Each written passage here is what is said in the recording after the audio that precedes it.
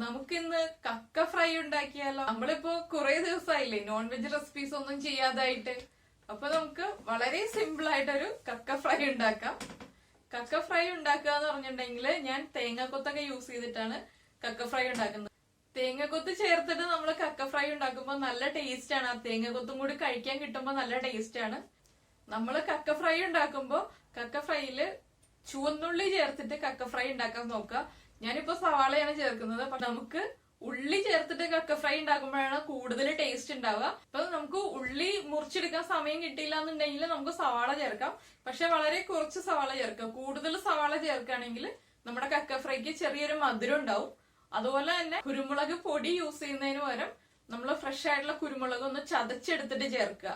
അങ്ങനെയാവുമ്പോൾ കൂടുതൽ ടേസ്റ്റ് ആയിരിക്കും. കുരുമുളക് പൊടി ചേർക്കുമ്പോൾ നമ്മുടെ കക്ക ഫ്രൈയുടെ കളർ ഒന്ന് കുറച്ചുകൂടി ഡാർക്ക് കളറായി പോവും. പക്ഷെ കാണാൻ നല്ല ഭംഗിയുള്ള കളർ ഉണ്ടാവുന്നത് നമ്മള് കുരുമുളക് ചതച്ചിട്ട് ചേർക്കുമ്പോഴാണ്.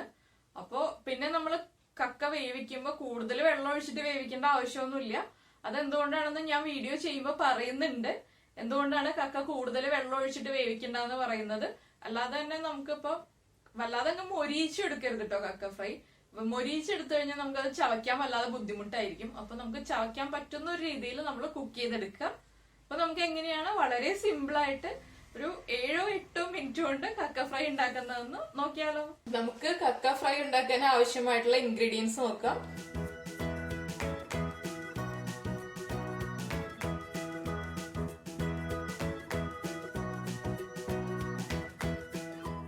നമ്മള് 1/2 കിലോ കക്കയിറച്ചി നന്നായിട്ട് ക്ലീൻ ചെയ്തതിന് ശേഷം വാഷ് ചെയ്തെടുത്തതാണ്.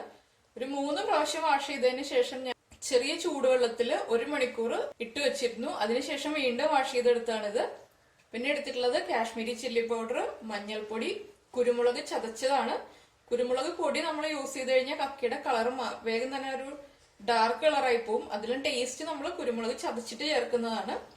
പിന്നെ നമ്മൾ എടുത്തിട്ടുള്ളത് കറിവേപ്പില, സവാള, തേങ്ങാക്കൊത്ത്, ഇഞ്ചി, പച്ചമുളക്, ഉപ്പ്, വെളിച്ചെണ്ണ. ഇതിലിപ്പോ വെളുത്തുള്ളി ചേർക്കുന്ന ആൾക്കാരാണെങ്കിൽ വെളുത്തുള്ളി ചേർത്തിട്ട് ചെയ്യാം. ഞാൻ വെളുത്തുള്ളി ചേർക്കാറില്ല. പിന്നെ 4 പച്ചമുളക് എടുത്തിട്ടുണ്ട്. അധികം എരിവില്ലാത്ത പച്ചമുളക് ആയതുകൊണ്ടാണ് 4 എടുത്തിട്ടുള്ളത്. അതൊക്കെ നമ്മുടെ ഇഷ്ടം പോലെ ചെയ്യാം. നമുക്കിനിയിപ്പോ കുക്ക് ചെയ്യാം. ഇപ്പൊ നമ്മള് ഒരു പാൻ വെച്ചിട്ടുണ്ട്. പാൻ നന്നായിട്ട് ചൂടായിട്ടുണ്ട്. പാനിലേക്ക് നമ്മൾ കഴുകി ക്ലീൻ ചെയ്ത് വെച്ചിരിക്കുന്ന കക്ക ചേർക്കാം. ഇതിലേക്ക് നമുക്ക് 1/2 ടീസ്പൂൺ മഞ്ഞൾപ്പൊടി ചേർക്കാം. കക്കയ്ക്ക് ആവശ്യമായിട്ടുള്ള ഉപ്പ് ചേർക്കാം. നന്നായിട്ട് മിക്സ് ചെയ്തെടുക്കും. ഉപ്പും മഞ്ഞൾപ്പൊടിയും ചേർത്ത് നന്നായിട്ട് മിക്സ് ചെയ്യുക. ഇതിലിപ്പോ നമ്മൾ വെള്ളം ഒഴിച്ചിട്ടല്ല കുക്ക് ചെയ്യുന്നത്. എന്താണെന്ന് വെച്ചിട്ടുണ്ടെങ്കിൽ കക്ക പകുതി കുക്ക് ആയതാണ്. പിന്നെ നമ്മൾ ചൂടുവെള്ളത്തിലേക്ക് ഇട്ട് കഴിയുമ്പോൾ വേഗം തന്നെ കുക്കാവും. അതുകൊണ്ട് ഇനി ഈ വെള്ളം ഒന്ന് വറ്റി വരുന്നത് വരെ നമുക്ക് ഇടയ്ക്കിടയ്ക്ക് ഇളക്കി കൊടുക്കാം. അപ്പൊ ഇതാ നമ്മുടെ കക്കയിലെ വെള്ളം നന്നായിട്ട് വറ്റിയിട്ടുണ്ട്. ഞാൻ ഇതിലേക്ക് കുറച്ച് വെളിച്ചെണ്ണ ആഡ് ചെയ്യാൻ പോവാണ്.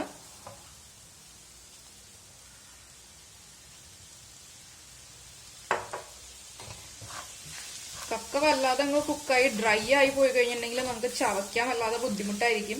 അപ്പോൾ അതുകൊണ്ട് വല്ലാതെ അങ്ങ് ഡ്രൈ ആയിട്ട് എടുക്കേണ്ട, നമുക്ക് ചവയ്ക്കാൻ ബുദ്ധിമുട്ടില്ലാത്ത രീതിയിലാക്കി എടുക്കുക. ഇല്ലെങ്കിൽ നമ്മൾ ഉണ്ടാക്കി വെക്കുന്നത് മാത്രമേ ഉണ്ടാവുള്ളൂ. ആർക്കും അങ്ങോട്ട് ഇഷ്ടപ്പെടില്ല ചവയ്ക്കാൻ ബുദ്ധിമുട്ടാവുമ്പോൾ.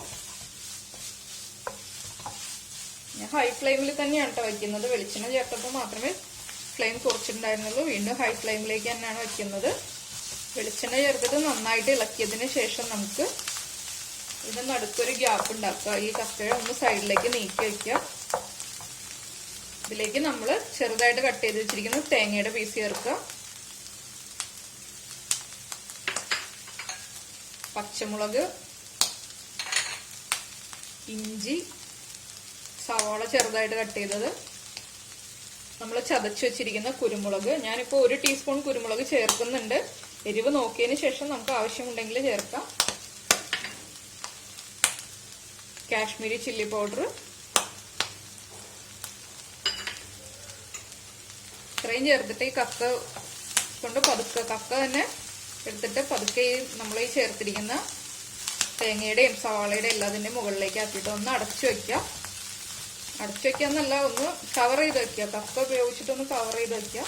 അപ്പൊ നമ്മള് കക്ക ഉപയോഗിച്ചിട്ട് നമ്മുടെ സവാളയും പച്ചമുളകും തേങ്ങയുടെ പീസും എല്ലാം കവർ ചെയ്തിട്ടുണ്ട്. നന്നായിട്ടങ്ങ് കവറായി പോയിട്ടില്ല, ചെറുതായിട്ടേ കവർ ചെയ്തിട്ടുള്ളൂ. ഒന്ന് ആവി വന്നതിന് ശേഷം നമുക്ക് എല്ലാം ചേർത്തിട്ട് നന്നായിട്ട് ഇളക്കി കൊടുക്കാം. ഞാനിപ്പോ ഇതിലേക്ക് ഒരു 2 സെന്റിമീറ്റർ വലിപ്പമുള്ള ഇഞ്ചിയാണ് ചേർത്തിട്ടുള്ളത്. ചെറുതായിട്ട് പീസായിട്ട് ചേർത്തു. ഈ സമയത്ത് തന്നെയാണ് വെളുത്തുള്ളി ചേർക്കുന്ന ആളുകളാണെങ്കിൽ നമ്മൾ ഒരു 6-7 അല്ലി വെളുത്തുള്ളി ഇതുപോലെ തന്നെ നീളത്തിൽ കട്ട് ചെയ്തിട്ട് ചേർക്കാം. ഇനിയിപ്പോ നമുക്ക് ഇതെല്ലാം ചേർത്തിട്ട് നന്നായിട്ട് ഇളക്കിയെടുക്കാം. ഞാനിപ്പോ ഒരു 1 മിനിറ്റോളമേ ഇതുപോലെ നന്നായിട്ട് കവർ ചെയ്ത് വെച്ചിട്ടുള്ളൂ. ഇനി നമുക്ക് ഇളക്കി നന്നായിട്ട് മിക്സ് ചെയ്തെടുക്കാം.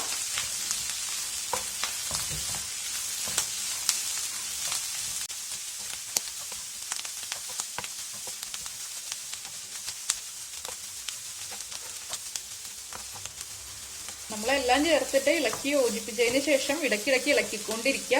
അതുപോലെ തന്നെ കുറച്ചായിട്ട് വെളിച്ചെണ്ണ ആഡ് ചെയ്ത് കൊടുക്കുക. അപ്പൊ നമുക്ക് വെളിച്ചെണ്ണ കുറവായിട്ട് തോന്നുമ്പോൾ കുറച്ച് വെളിച്ചെണ്ണ ആഡ് ചെയ്ത് കൊടുക്കുക. കക്ക ഫ്രൈ ഒക്കെ നമ്മൾ ചെയ്യുമ്പോൾ വെളിച്ചെണ്ണയിൽ തന്നെ ചെയ്യുന്നതാണ് നല്ല ടേസ്റ്റ് ഉണ്ടാവുള്ളൂ.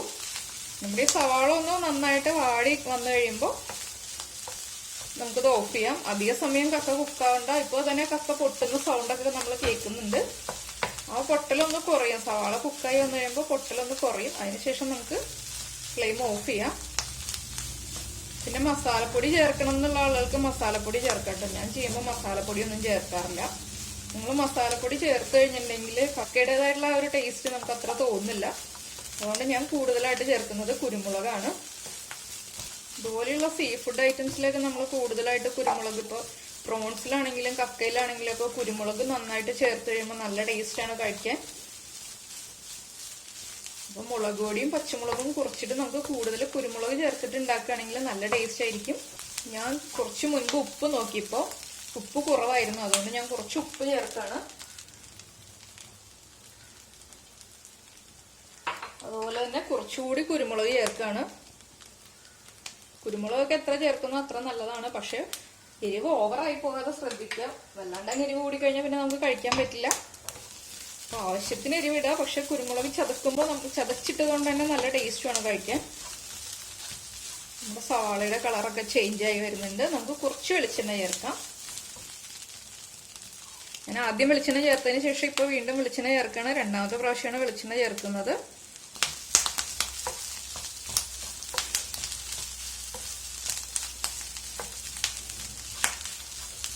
ഞാൻ പറഞ്ഞു തന്നെന്താണെന്ന് വെച്ചിട്ടുണ്ടെങ്കിൽ നമ്മള് സീ ഫുഡ് ഡിഷൊക്കെ ഉണ്ടാക്കുമ്പോൾ ഇപ്പോൾ കക്കയായാലും ഞണ്ടായാലും പ്രോൺസ് ഒക്കെ ഉണ്ടാക്കുമ്പോൾ അതുപോലെ തന്നെ ചില പ്രോൺസ് ഡിഷിൽ നമ്മളിപ്പോൾ മസാലപ്പൊടി ചേർക്കേണ്ടി വരാറുണ്ട്. അത് ചില കറികളിൽ മാത്രമേ ചേർക്കേണ്ടി വരാറുള്ളൂ.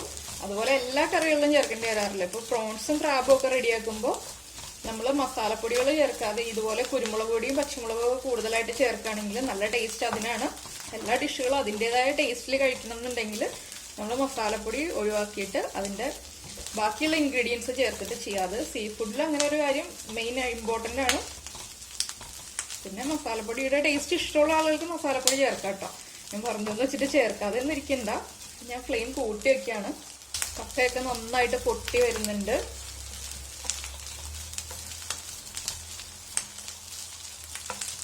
നമ്മളിപ്പോ ഈ ഒരു സ്റ്റേജിൽ കക്ക ഇട്ടതിന് ശേഷം ഇപ്പോൾ ഒരു 5 മിനിറ്റ് ആയി. ഈ ഒരു സ്റ്റേജിൽ ഇങ്ങനെ ഇളക്കിക്കൊണ്ടിരിക്കുകയാണ്. നമുക്ക് 2 മിനിറ്റും കൂടി ഇളക്കിയതിന് ശേഷം ഫ്ലെയിം ഓഫ് ചെയ്യാം. ഇതാ നമ്മൾ ഫ്ലെയിം ഓഫ് ചെയ്യാറായി. ഞാൻ കുറച്ച് കറിവേപ്പില ചേർത്തിട്ട് ഫ്ലെയിം ഓഫ് ചെയ്യാണ്. ഇതിപ്പോ ഒരു 2 തണ്ട് കറിവേപ്പില എടുത്തിട്ടുണ്ട്. കറിവേപ്പിലയും ചേർത്ത് നന്നായിട്ട് ഇളക്കിയതിന് ശേഷം നമുക്ക് ഫ്ലെയിം ഓഫ് ചെയ്യാം. ഞാൻ ഫ്ലെയിം ഓഫ് ചെയ്യാണ്.